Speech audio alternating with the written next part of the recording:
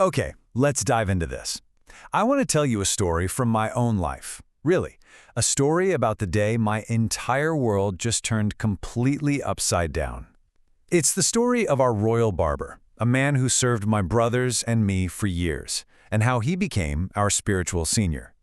And it all started with a single, absolutely shocking command from the Buddha himself.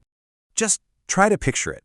You're a prince of the Shakya clan. You've been raised with every single privilege imaginable. Upali, the barber, he's just a part of your daily life. Incredibly skilled, humble, sure, but from the lowest caste.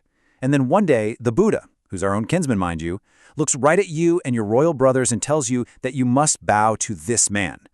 In that one moment, everything you've ever been taught about social order, about your place in the world, it just evaporates. So, yeah, that was the question, right? The one burning in all of our minds. How on earth did this happen? It felt impossible, like a complete reversal of the natural order of things. This whole story is about that reversal, and about the really profound and honestly humbling lesson we were forced to learn about what true worth actually is. Now, to really get why we were so floored, you have to understand the world we lived in. It was a place of incredibly rigid rules. Your birth decided your destiny, period. So when the Buddha told us, highborn Shakya princes, to get on our knees and revere our former servant, well, that wasn't just a suggestion, it was a social earthquake. So on the left here, that's the world we knew. Birth was everything, it defined you. On the right, that's the world the Buddha was building. In his community, the Sangha, where you came from meant nothing. Your past was totally irrelevant. All that mattered was your conduct, your discipline, what was going on inside you. Now, we sort of understood this as an idea, but we were about to learn it in the most direct and humbling way you can imagine. So how did Upali make this incredible leap? Well, to understand the man who earned the Buddhist respect, we have to go back in time a bit. We have to look at the man we thought we knew, the royal barber, just doing his job. It turns out a master was hiding in plain sight, and we had been completely blind to it. So this was the Upali we knew, a Shudra, the lowest of the low, with absolutely no access to the kind of education we just took for granted. But we also knew his work was perfect. He was so precise, so disciplined, and just completely humble. What we never bothered to see was that these weren't just the qualities of a good servant, these were the qualities of a highly refined mind. One day, the Buddha asked Upali to come and attend to him. We didn't think anything of it, of course. But the Buddha wasn't just getting a shave. He was observing. He watched every single movement, every breath, and he saw something that we had overlooked for all those years.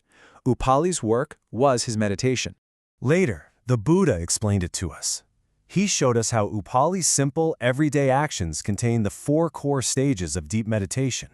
The complete focus of his body, the total awareness in his posture, the way he controlled his breath. In his day-to-day job, Upali had cultivated this mind of incredible stillness, and he'd never once had to sit under a tree to do it. So, inspired by the Buddha's teachings, my brothers and I, we made a huge decision. We were going to renounce all our worldly lives and join him. We were ready to leave the palaces, the titles, all the wealth, everything behind. And this decision of ours, well, it led to a huge test, but not for us. It was a test for Upali. Before we walked out of the palace for good, we gathered up all of our precious ornaments. You know, gold, jewels, the whole shebang. We honestly thought we were doing this great, generous thing, a final reward for all of Upali's years of loyal service. We just handed him this heavy bag, thinking we were giving him a fortune that would change his life forever. But our gift, it sparked a huge crisis inside him. He looked at the jewels, and then he looked at us, just walking away from it all. And he thought, wait a minute. If these men who have everything can see that this is all worthless, how can I, who has nothing, be trapped by it? He realized right then that the jewels weren't a blessing, they were a burden. He knew that if he went back with all that treasure, people would probably accuse him of stealing it, or worse. But it was more than that. He was truly inspired. He just hung the entire bag on a tree branch for anyone to take, and set off on the very same path we were on. But then, this awful doubt just hit him. Would the Buddha ever accept someone like me? Someone from my caste? He was so disheartened, he actually stopped. But Sariputta, one of the Buddha's chief disciples, happened to find him. He reassured Upali, telling him that on the Buddha's path, your conduct is all that matters, not your birth. And he brought Upali directly to the master, which set the stage for the moment that changed absolutely everything for us. The Buddha saw in Upali what we never had. He saw a mind that was perfectly disciplined and completely ready for the path. So he did the unthinkable. He ordained Upali, right there on the spot. He told us, the princes, to go and meditate for another 7 days. The servant was accepted before the masters. When we returned, we saw Upali sitting right there by the Buddha, wearing the robes of a monk. And then came the command. The Buddha just looked at us, and he said these exact words. See, the rule of the Sangha is actually pretty simple. Seniority is based purely on the date you were ordained. Upali was now our senior. We had to bow. And in that moment, as our foreheads touched the ground before the man who used to trim our hair, our precious Shakyan pride just shattered into a million pieces. But it wasn't humiliation. It was liberation. For the very first time, we truly understood what spiritual equality meant. We saw a brother, not a barber. But Upali's story didn't end with our bow. Not even close. In fact, you could say it was just the beginning. That same incredible discipline that made him an exceptional barber, it propelled him to become one of the most important figures in the entire Buddhist community. To really get his role, you need to know about something called the Vinaya. Think of it as the bedrock of the whole monastic order. It's the complete collection of every rule, every ethical guideline, every single procedure that holds the community together. It's basically the constitution of the Sangha. And Upali? Well, he dedicated himself completely to this code. His precise, disciplined mind was just perfect for it. He memorized every single rule, every exception.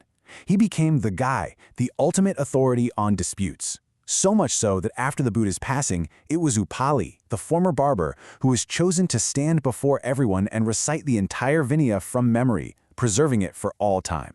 Upali's life really became the ultimate proof of the Buddhist teaching. His journey, from the palace floor to the highest seat of authority on monastic rules, proved beyond any doubt that a person's worth is found not in their past, not in who their parents were, but in their present actions. And that's the lesson we, as princes, had to learn by bowing to our barber. And it kind of leaves us with a question for today, doesn't it? Who are the Upalis in our own world? What silent systems of status and birth are we still clinging to? And what real, true merit are we failing to see right in front of our own eyes?